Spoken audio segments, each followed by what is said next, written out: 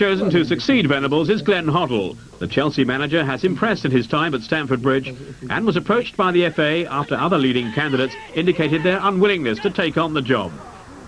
Back in the league, Venables was an interested spectator at Anfield, where Liverpool were taking on Leeds. He was casting an eye over the now flourishing partnership of Fowler and Collymore and wasn't disappointed on a day when Liverpool celebrated a joint award. Fowler honoured as the Premier's Player of the Month and Evans taking the Managerial Award. The team as a unit were in devastating form. And Liverpool have scored through Ruddock.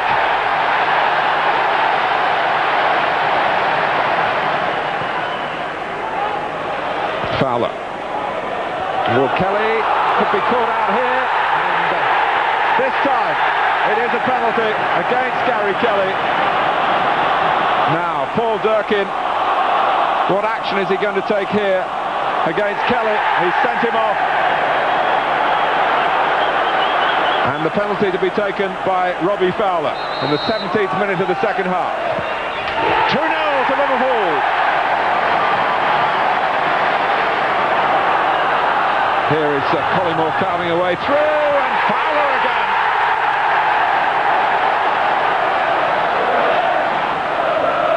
McManaman, Collymore is going to have a crack now. Oh.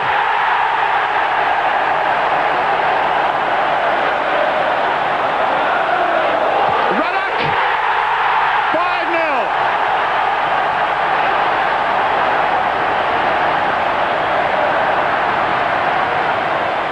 Newcastle, meantime, were marching on relentlessly, and there was a personal landmark achieved in the win over Bolton in late January.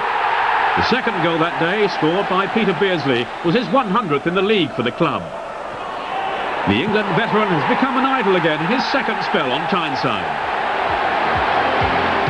On January the 21st, with 15 games still to go for the top three teams, Newcastle led by a daunting 12-point margin, an advantage that seemed unassailable. But United's character is such that they would certainly persevere, and Cantona was determined to make an impression on his return to Selhurst Park, the scene, of course, of his misdemeanour almost a year ago to the day. As usual, he was making headlines. Tees up Cantona, he tees up Beckham, crosses it towards Cantona. Well, he goes into the Selhurst Park crowd again, but this time for all the right reasons. It was Cantona's second, a penalty that secured the 3 points in a 4-2 win. Manchester United were still in touch with Newcastle, albeit still from a distance. In eagerness to cement the title challenge, decided to delve again into the transfer market. A spectacular coup or a turning point in the championship race. History will record that the ambitious signing of Faustino Asprilla divided a nation over its influence on Newcastle's title aspirations. Keegan, after protracted negotiations, had got his man. And at the Riverside Stadium on the same day as his arrival from the Italian club Parma, Asprilla was unexpectedly on the bench. His entrance as a second-half substitute with Newcastle trailing was to have a dramatic effect. Morris. Juninho wants it. Juninho gets it. Wilkinson going in. Well, catastrophe for Newcastle. An own goal. John Beresford's aberration. Now Asprilla would make his entrance halfway through the second half.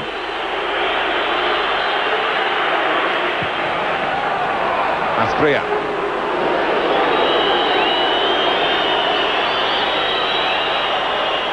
That's a lovely twist and turn. And it's produced the equaliser from Steve Watson. And they all run to Asprilla.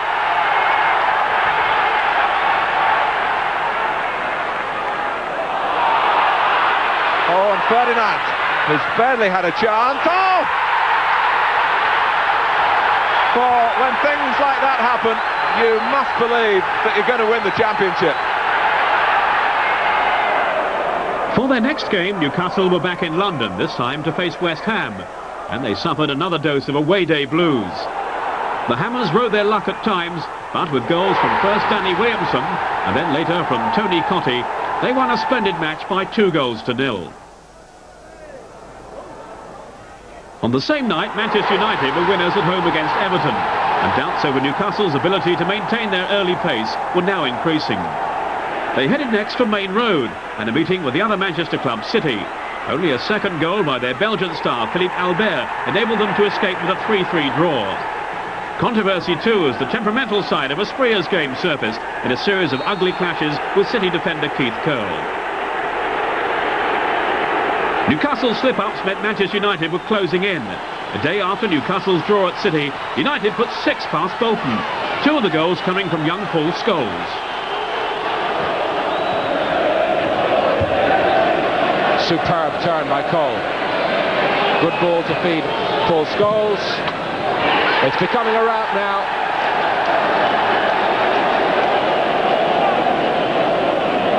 The youngsters are enjoying this one today now. The pressure's off and they can play. Cole, Leclerc, Paul Scholes makes it 5. It was in February that English football mourned the passing of a legend. Bob Paisley, who died at the age of 77, had led Liverpool to no less than 6 league championships and 3 European Cups. His track record was second to none, and he'll always be remembered as a common man touched by genius.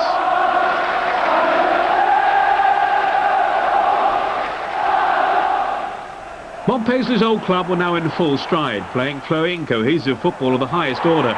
A slice of good fortune too along the way gave them a helping hand, much to the dismay of Tim Flowers and the disbelief of the scorer, Stan Collymore. Surely the season's most embarrassing moment. Now, if Aston Villa could be overcome, Liverpool would move to within 6 points of the leaders.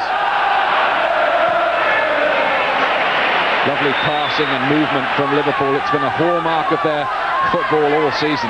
Collymore, Barnes, McManaman. Oh, yes! What a start by Liverpool. That was a terrific goal. Now it's McAteer. Oh, beautifully done. Fowler, wrong footing Staunton. And look at the shot. Oh! Screamer!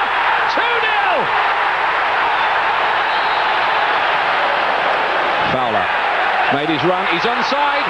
Fowler's away here. There's no support. He'll have to do it on his own. The angle's difficult, but he scored anyway. Liverpool going from strength to strength, and in Robbie Fowler, well, they'd unearthed an absolute gem.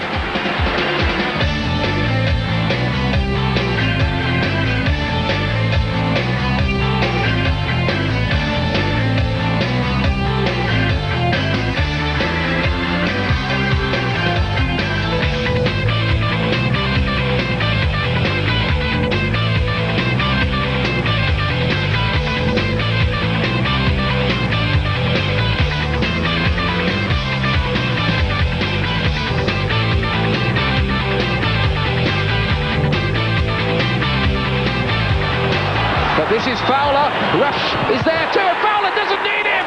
He produces an explosive finish.